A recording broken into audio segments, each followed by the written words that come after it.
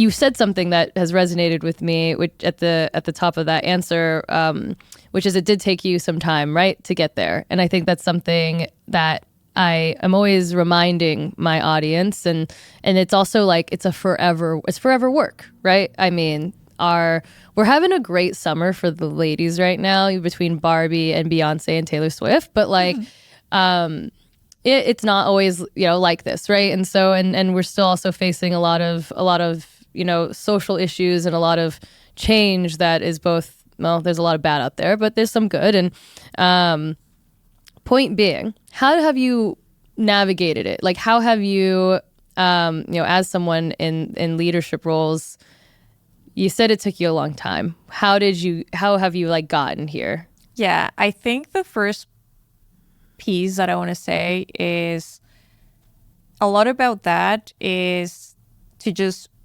being able to understand who you are and being comfortable being that person in every situation. And that sounds very reductionist and simple, but let me explain. I had a huge amount of imposter syndrome when I moved to the US. Like, okay, is someone going to discover that I know nothing about this? This is the first time that I was working professionally in English. English is not my first language. What's going on? So, and that has happened every time I change industries. What I ended up discovering is that I didn't really need to find myself, but rather I think about myself as more as a puzzle. I've had all the pieces all the time. I just need to think about how all those fit together. And the process to figuring out how all of those fit together is really breaking down the big problem of who I am and what are my values and what are the things that I believe in smaller chunks that you can think about as mini experiments. And what this weird framing of thinking about myself gave me is the ability to think about a specific experience or in a specific way that I react to something as an experiment. And in that model, what you are doing is just like, I have this hypothesis about myself. How am I validating it?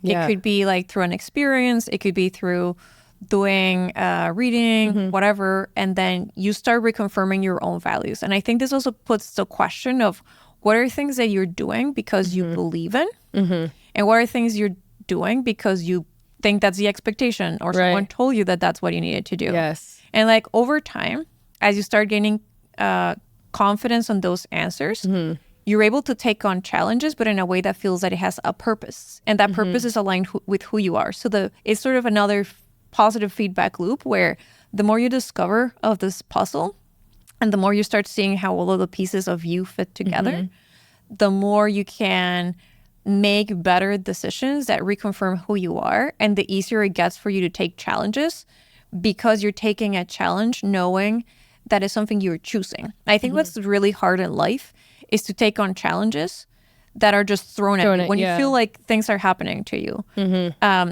I imagine that, for example, starting this project for you was something like that of like, oh man, there's so many things that I don't know that are difficult, that are new, but because it's something that is connected to some of the dimensions that you can analyze this puzzle. I've thought about this way too much, by the way. This is the best response, by the way, to this question. Yeah, great. Continue. I will. So those things are connected to your energizers. And like as long as you're facing challenges that are connected to your energizers, the more this is going to propel you to continue facing them. And that the drainers are the other part of that. And then there's also thinking about what are things that you need for your steady state. So as you think about all of your experiences and things you do, that puzzle becomes clearer with those energizers, drainers, and like steady state things. And then you feel more comfortable with yourself. You're also able to differentiate what situations you're comfortable walking away from because they're not a fit for you. I think that there's also something really important about becoming comfortable with yourself. It's so important to learn that not every opportunity is going to be for you and that things need to work for you so that you can do the best possible work. One of the things that, for example, I've realized is that being highly compensated is not at the top of the list for me in terms of what makes me tick. I would not trade a job that pays me 10x if it didn't have the component or feeling that it has a connection to my values or a type of impact that I want to see in the world. Not to say that I wouldn't appreciate a 10x that's still a factor. Yeah. But I think I ended up realizing that was something, and there's something like that for every one of us. The people that you work with is also super important, and how they share or not share the values. But all of those are questions that I think we often tend to brush off or think like there's something wrong with us when we don't feel comfortable about a situation. Like, oh, I'm just a loser. Oh, I'm just like weak. I just need to power through this.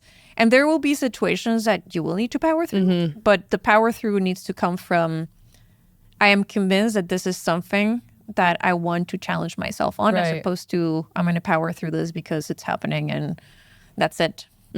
Yeah, I mean, I love thinking of ourselves as a puzzle, right? And knowing that we are complete, right? And we just need to figure out how those pieces work together.